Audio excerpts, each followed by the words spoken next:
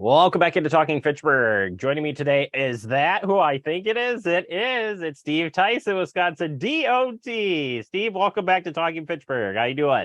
Hello, Jeremy. It's good to be back. It's certainly been a while. I just have these flashbacks of Verona Road, Verona Road, Verona Road, like just hits me right away. But no, Steve, you are here to talk about a fun project that is going to be opening up tomorrow, and it's called the Flex Lane. It's been we've been waiting for this. I'm so pumped, and I'm sure you are too. What is the Flex Lane for people who are not familiar with this? Yes, the Flex Lane is on the Madison Beltline between the I-3990 interchange and the Whitney Way exit. It's the inside median shoulders that were recently improved last year in the spring as a part-time travel lane during peak time. So that'll be the morning and afternoon rush hour. So there'll be a fourth lane in each direction on the Beltline between the Whitney Way and the interstate, just to provide travel time reliability and alleviate some of that congestion you see during the morning and afternoon commutes. And this flex lane, it is very interesting. So let's talk about getting in and getting out of it. When it does open up, what are we going to be looking for when we want to try this out? Yeah, so the Flex Lane, when it's available for use, will show a green arrow when it is open. And again, during those morning and afternoon rush hours, the green arrow when it's open, traffic can cross the yellow solid line and use that Flex Lane. It can certainly, when safe to do so, merge in and out when there's a green arrow. When you see a yellow X on the screen, that means merge to the right. The Flex Lane is closing soon. Merge back into the general 3 lanes. And then a red X means that the lane is closed and can be only used for emergency stopping only. So just the reminder, similar to a traffic light that you see, green means go, yellow means drive with caution or get out of the lane, and red means close and get out. So just having that similarities with the traffic signal, but knowing that drivers just sort of follow the signs. There'll be different message boards out there, as well as static signs indicating drivers when the lane Flex Lane is available for use.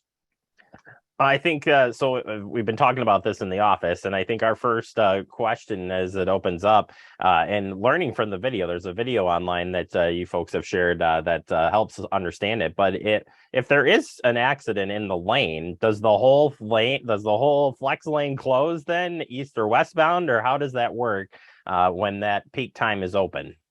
So there are cameras and traffic sensors throughout the entire stretch of the Beltline, the 10 miles between the interstate and Whitney Way. And so traffic operators in Milwaukee at our traffic management center will be constantly monitoring the Flex Lane and using those cameras to observe if there are any stalled vehicles, any flat tires, and close the Flex Lane prior to that. So depending on the location of the incident, then a couple signs prior, there'll be yellow X's indicating drivers need to merge out, and then eventually red X's saying that the lane is closed.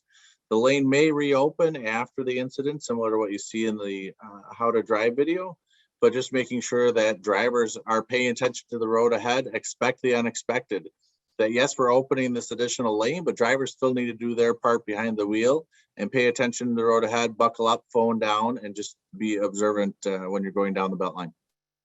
So we know the first complaint that's going to come in, Steve, is there was a traffic jam this morning, so lanes open and we hit some traffic jams. Was this ever going to stop or prevent traffic jams or big backups? This is a way to alleviate the congestion. So there are 120,000 vehicles that use the Beltline every day. That's a lot of traffic for a 6-lane highway, 3 lanes each way. It's a lot of traffic going through, especially you see that during the morning and afternoon commutes. But making sure that we try to alleviate some of that congestion, again, provide that travel time reliability, where right now it may take you 35, 40 minutes to get from Sun Prairie to the west side of Madison or vice versa, where hopefully we can reduce that and it's only 15 to 20 minutes. So there'll still be traffic and you'll still have company on the roads, but making sure that we just keep traffic moving safely and efficiently. The speed limit on the Beltline is 55 miles an hour. So we want to make sure that people adhere to that speed limit of 55 and just driving safe, and hopefully everyone can get to their destination. If there is trouble in the flex lane and you are that person and you're stalled in the flex lane and it's open, what do you recommend drivers do? Because they're, who are they going to notify that they're like, I'm in the lane and I'm in trouble?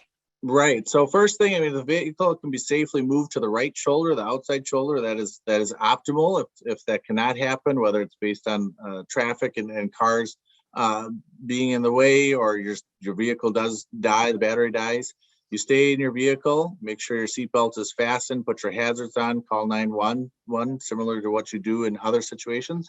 And then traffic operators will see that. The Dane County Sheriff's Office has a freeway service team that runs the Beltline from 6 a.m. to 6 p.m. and certainly will be there to assist. Otherwise, tow truck operators and everyone else that we've talked with are familiar with the flex lane and how it's going to work and having that first responder coordination. When as far as other states, there's 17 states that have implemented this, and a lot of our neighboring states have this. When they first opened up, how did things go? How did the education piece work, and what did they tell you of their getting this off the ground? Right. There's a lot of successes. The similarities that we had with Michigan DOT. They have Highway 23 north of Ann Arbor that they opened. They call theirs the Flex Route.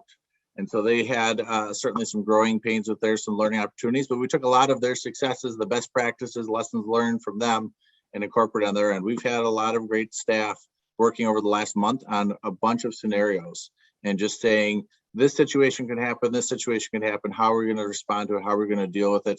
Having a call tree of calling the Dane County Sheriff's Office, of calling tow truck operators, calling whoever else, making sure that we have those coordination to minimize or mitigate as many of those problems as possible. Certainly there will be some hiccups and some growing pains and learning curves with this, and that's a lot on the driver as well beyond DOT, but just making sure that everyone does their part when using the Beltline.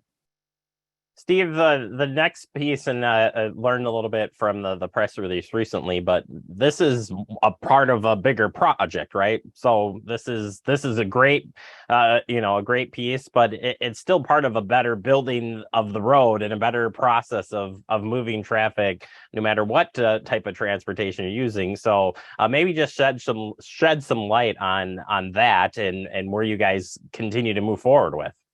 Yeah, that's a very good segue, Jeremy. So the Flex Lane is one solution to improving transportation in the Madison area. That's just an interim measure that we're looking at something over the next 10 to 15 years. We have an ongoing Beltline study that will examine all modes of transportation and have a range of strategies being evaluated. We have a lot of collaboration with local stakeholders and community leaders in understanding what we can implement for transit, pedestrian, bicyclists, and other modes to make sure that we have those connections and maintain that connectivity using the Beltline. Again, the Beltline right now is vehicular, looking at other ways to have those connections, bus rapid transit that the city of Madison has and how that incorporates into transportation through the Madison area, and certainly other solutions as well. So knowing that the Flex Lane is just one solution and that there's a lot more coordination looking at longer term, more sustainable, reliable solutions. All right, Steve, I think you've nailed it on the head here of all the questions I can throw at you. So it does open tomorrow. And again, it's at that peak travel time. So there's probably not a suggested time, right, Steve? This could change a little bit each day. It's just when it starts how would we see that come on, come off? Right. So there's no set time just because it is a dynamic system. It's based on the traffic volumes and speed. So it could be one time one day and another time the next day, just depending on the traffic that uses the Beltline. And certainly when you see that green arrow, that means the Flex Lane is open. When you see the red X, that means the Flex Lane's closed and can only be used for emergency stopping. So just being attentive to that and knowing that there's more information on our website, wisconsindot.gov/FlexLane, or certainly go out to YouTube and just search how to drive Flex Lane Madison Beltline and watch the video. All right, Steve. Thank you so much. Nice seeing you again, buddy. I hope we can. Likewise, Jeremy. We got to get you back on the show down the road for sure. Yes, sounds good. Thank you again. You bet. Steve Tyson, Wisconsin DOT, helping us out here with the Flex Lane. Appreciate his time. And it's just nice seeing him. He's literally a friend of the show for sure.